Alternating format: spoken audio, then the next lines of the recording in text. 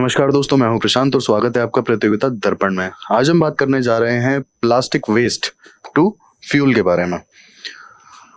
हाल ही में world environment day 5 जून को celebrate किया गया और कैंपेन था बीट प्लास्टिक पोल्यूशन। इससे ये हाईलाइट होता है ऑब्वियसली कि प्लास्टिक पोल्यूशन कितना सीरियस कंसर्न है हाल फिलहाल वर्ल्ड के लिए ग्लोबल लेवल पर, और इसे कॉम्बैट करना बहुत जरूरी है। तो यहाँ पर एक खास बात यह है कि department of science and technology यानी कि DEST ने एक पायलट प्रोजेक्ट डेवलप किया है, पायलट मोबाइल प्लांट, जिससे कि प्लास्टिक वेस्ट को फ्यूल में कन्वर्ट किया जाता है। आइए अब इसे डिटेल में समझते हैं कि क्या प्लास्टिक की प्रॉब्लम है और कैसे ये मोबाइल प्लांट प्लास्टिक को फ्यूल में कन्वर्ट करेगा। अब सबसे पहले हम प्लास्टिक का थोड़ा सा बेसिक जान लेते हैं। Word plastic is derived from the Greek word plastikos meaning capable of being shaped and module. अब प्लास्टिक की सबसे खास बात यह है कि प्लास्टिक पॉलीमर का बना हुआ होता है और ये पॉलीमर्स इन्हें किसी भी शेप में और इतने ज्यादा फ्लेक्सिबल होते हैं और किसी भी शेप में आराम से ट्रांसफॉर्म किया जा सकता है। यही इसकी खासियत है। मॉडर्न प्लास्टिक के जो रॉ मटेरियल है वो है फॉसिल फ्यूल्स। ये फॉसिल फ्यूल से बनता है। आपका जो ऑयल एंड गैस है उसे ethane as well as propane में ट्रांसफॉर्म किया जाता है और उसके बाद आपको प्लास्टिक मिल जाती है फ्रॉम द रिजल्टिंग पॉलीमर्स। अब यहाँ पे हाल फिलहाल में प्लास्टिक को रिन्यूएबल प्रोडक्ट से बनाने के ऊपर भी काफी ज्यादा रिसर्च चल रही है और काफी हद तक उसमें सक्सेस भी मिल रहा है, लेकिन अभी इसमें बहुत ज्यादा एवोल्यूशन बाकी है। अब एक और इम्पोर्टेंट चीज है कि 70% जो ग्लोबल प्लास्टिक है वो सिर्फ और सिर्फ 6 टाइप के मेजर पॉलीमर से ही बना है। और ये मेजर पॉलीमर्स हैं, सबसे पहले आता है आपका PET पॉलीइथाइलीन टेट्राफ्लेट, दूसरा आता है आपका HDPE यानी कि हाई डेंसिटी पॉलीइथाइलीन, तीसरा आता है आपका LDPE यानी कि लो डेंसिटी पॉलीइथाइलीन, फिर आता है आपका पॉलीस्टाइरीन और पॉलीप्रोपाइलीन एंड अदर्स। तो ये आपके 6 टाइप के मेन जो पॉलीमर्स हैं, इसमें आप डिफरेंशिएट कर सकते हो। अब यहाँ पे एक खास बात यह है कि प्लास्टिक्स को उनके रेजिन्स के बेसिस पे डिफरेंशिएट करने के लिए होता है रेजिन आइडेंटिफिकेशन कोड। ये 1988 में डेवलप किया गया था। हाल फिलहाल में इसका जो एडमिनिस्ट्रेशन है ये American society for testing and materials के पास में है यानी कि ASTM। अब ये जो रेजिन की बेसिस पे आइडेंटिफिकेशन होती है पॉलीमर्स की, ये बेसिकली सिर्फ और सिर्फ प्लास्टिक के लिए है और ये रिसाइकलिंग में और सेग्रीगेशन में काफी ज्यादा हेल्पफुल होता है ये जो आइडेंटिफिकेशन कोड है, बट ये सिर्फ और सिर्फ प्लास्टिक के लिए है। यहाँ पे हम देख सकते हैं PET, HDPE, PVC polyvinyl chloride, LDPE polypropylene, polystyrene, ये मेजर टाइप के पॉलीमर्स हैं। अब बात कर लेते हैं माइक्रोप्लास्टिक्स की। माइक्रोप्लास्टिक वो पार्टिकल्स हैं जिनका साइज 5 mm से छोटा होता है। अब यहाँ पे 2 टाइप के माइक्रोप्लास्टिक्स की बात करनी है हमने। पहला आ जाता है यहाँ पे प्राइमरी माइक्रोप्लास्टिक, जो बेसिकली कमर्शियल यूज के लिए बना होता है, एग्जांपल के लिए कॉस्मेटिक्स और टेक्सटाइल्स। और जो सेकेंडरी माइक्रोप्लास्टिक होता है, सेकेंडरी माइक्रोप्लास्टिक बेसिकली जो नॉर्मल प्लास्टिक है उसके ब्रेकडाउन से निकल करके जो लार्जर प्लास्टिक के पार्टिकल्स होते हैं वो जब उनका ब्रेकडाउन होता है और वो स्मॉलर पार्टिकल्स में कन्वर्ट हो जाते हैं, that's what is secondary microplastic. अब माइक्रोप्लास्टिक की सबसे खास बात यह है कि ये परसिस्टेंट होते हैं एनवायरमेंट में काफी लंबे समय तक, क्योंकि इन्हें बहुत जल्दी फिल्टर आउट करना, कैच करना पॉसिबल हो नहीं पाता है। ये हर जगह मौजूद है, food chain, water sources, air, और क्योंकि ये टॉक्सिक हैं तो इनका रिस्क भी बहुत ज्यादा हाई है ह्यूमन हेल्थ या एनिमल हेल्थ या फिर एनवायरमेंट के ऊपर। अब प्लास्टिक के डिकम्पोजिशन की अगर बात की जाए तो इनका स्लो डिकम्पोजिशन ही सबसे बड़ा प्रॉब्लम है, जिसके कारण से इकोसिस्टम में ही एक्यूमुलेट होते चले जाते हैं और सालों तक इनका डिकम्पोजिशन होता ही नहीं है। ऑन एन एवरेज 400 से 500 साल बड़े आराम से लग जाते हैं डिकम्पोजिशन में।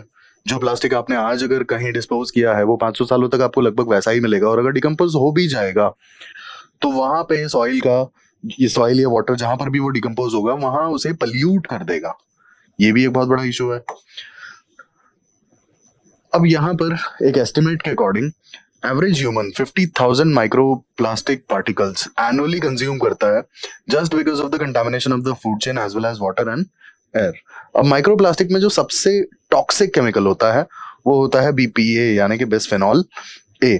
अब बिस्फेनॉल A की जो प्रॉब्लम्स होती है ना, अगर रेगुलरली कंज्यूम कर लेते हैं ह्यूमंस तो यहाँ पे लिवर फंक्शंस में इश्यूज आने लगते हैं, इंसुलिन रेजिस्टेंस डेवलप हो जाता है, फीटल डेवलपमेंट के इश्यूज आने लगते हैं, रिप्रोडक्टिव सिस्टम के इश्यूज आने लगते हैं और ब्रेन फंक्शन पे भी काफी सारे इश्यूज देखने को मिलते हैं।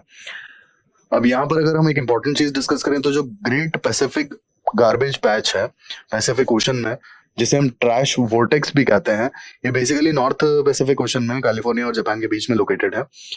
ये बेसिकली जो ओशन के करंट्स है ना, ओशन के करंट्स के कारण से ये गार्बेज पैच या डेवलप हुआ है। जितना भी प्लास्टिक ओशन में है, ओशन के करंट्स की वजह से एक जगह पर आके इकट्ठा हो जाता है and it keeps on floating.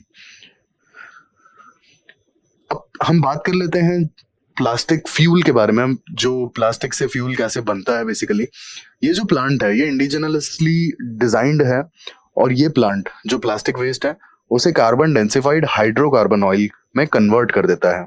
अब ये बेसिकली जो प्रोसेस का नाम है आईसीटी पॉली ऊर्जा, ये डेवलप किया है institute of chemical technology Mumbai ने। अब यहाँ पर होता क्या है, इस प्रोसेस का सबसे बड़ा जो मेन काम है, यहाँ पे कैटलिस्ट यूज होता है। CuTiO2 कैटलिस्ट यहाँ पे ऐड किया जाता है प्लास्टिक वेस्ट में, और यही कैटलिस्ट जो है प्लास्टिक वेस्ट को स्मॉलर पार्टिकल्स में ब्रेक डाउन करने में हेल्प करता है। अब ये डिफरेंट टाइप के प्लास्टिक वेस्ट के लिए यूज किया जा सकता है। अब इसकी प्रोसेस अगर हम समझें तो प्लास्टिक वेस्ट और कैटलिस्ट को एक साथ मिक्स किया जाता है और उसे हीट किया जाता है। बहुत हाई टेम्परेचर की यहाँ पे रिक्वायरमेंट नहीं होती है, बस सिर्फ इसे हीट किया जाता है, और ये जो मिक्सचर होता है ना, इसका ट्रांसफॉर्मेशन होता है, और ट्रांसफॉर्मेशन की जो प्रोसेस है that's what is catalytic thermal liquefaction. अब इस लिक्विफैक्शन के कारण से जो वेस्ट है, मतलब जो मिक्स है basically plastic waste as well as catalyst का जो मिक्स है, ये mix hydrocarbon oil HC oil में कन्वर्ट हो जाता है। और ये जो फ्यूल है, ये जो ऑयल है, इसको मल्टीपल पर्पसेस के लिए यूज किया जा सकता है। अब आप यहाँ देख सकते हैं डायग्रामेटिक इसका रिप्रेजेंटेशन।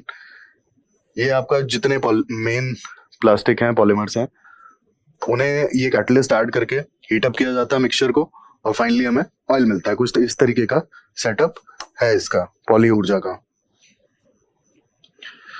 अब इसकी एफिशिएंसी की अगर हम बात कर लेते हैं तो CTL प्रोसेस जो है, CTL प्रोसेस बहुत कम एनर्जी रिक्वायर्ड है यहाँ पे एज कम्पेयर टू जो गैसिफिकेशन जैसे प्रोसेसेस हैं जो अभी तक कन्वेंशनली यूज किए जा रहे थे, इनसे बहुत ही ज्यादा कम एनर्जी रिक्वायर्ड है यहाँ पे। इसके बाद मॉडरेट ऑपरेटिंग कंडीशंस, ये एक बहुत बड़ा रीजन है कि यहाँ की एनर्जी रिक्वायरमेंट्स बहुत ज्यादा कम हो जाती हैं। जैसे गैसिफिकेशन और पायरोलिसिस में बहुत ही ज्यादा एनर्जी और बहुत एक्सट्रीम कंडीशंस रिक्वायर्ड होती हैं। यहाँ पे बहुत ही ज्यादा एक्सट्रीम कंडीशंस रिक्वायर्ड होती हैं। एक बहुत बड़ा रीजन होता है कि यहाँ की एनर्जी रिक्वायरमेंट जो है बहुत ज्यादा हाई होती हैं इन दोनों प्रोसेसेस की, चाहे वो गैसिफिकेशन हो चाहे वो पायरोलिसिस हो। अब ये mobile plant it is mounted on a vehicle, इसकी वजह से ऑपरेशनल बेनिफिट्स भी काफी ज्यादा देखने को मिलते हैं यहाँ पे। अब आते हैं इंडियन इनिशिएटिव्स के लिए, उस पर भी बात कर लेते हैं कि क्या इंडिया में कौन कौन से इनिशिएटिव्स लिए गए हैं जिससे कि प्लास्टिक वेस्ट को एड्रेस किया जा सके। सबसे पहले आता है national dashboard on elimination of single use plastic and plastic waste management. अब आपने यहाँ देखा होगा सिंगल यूज प्लास्टिक जो होती है ना, बेसिकली जो हम मार्केट में जाते हैं, सब्जी लेकर आ जाते हैं, तो वो एक सर्टेन 50 माइक्रॉन्स तक की जो प्लास्टिक थी वो टोटली बैन कर दी गई थी कि मार्केट में सिंगल यूज प्लास्टिक जो आप एक बार यूज करेंगे और उसे सीधा डिस्पोज कर देंगे, इस तरीके की प्लास्टिक को आप डायरेक्टली बंद करिए, इसका प्रोडक्शन भी बंद करिए और मार्केट में इसे बैन करिए। और अगर कहीं पे किसी के पास में इस तरीके की प्लास्टिक मिलती है तो उन्हें फाइन लगाया जाएगा ऐसे लोगों पर या फिर ऐसे शॉपकीपर्स पर। Then plastic waste management rules, फिर आता है आपका plastic pact and project replan. अब ये KVIC का एक इनिशिएटिव है to reduce the plastic in nature, basically reduce plastic in nature, replan, plastic waste को भी रिड्यूस करना और नॉर्मल प्लास्टिक का यूसेज भी इंडस्ट्री में मिनिमाइज करना। फिर आता है इंडिया प्लास्टिक पैक्ट।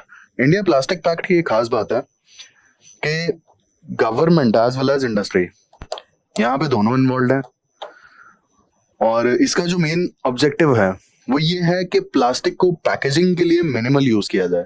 पैकेजिंग में जितनी ज्यादा प्लास्टिक यूज होती है उसे मिनिमम से मिनिमम यूज किया जाए, और पैकेजिंग के लिए जो प्लास्टिक को कम करने के साथ साथ जो वेस्टेज निकलता है ना पैकेजिंग का, प्लास्टिक का, उसे भी मिनिमाइज किया जाए। तो यही है इंडिया प्लास्टिक पैक्ट का बेसिक ऑब्जेक्टिव।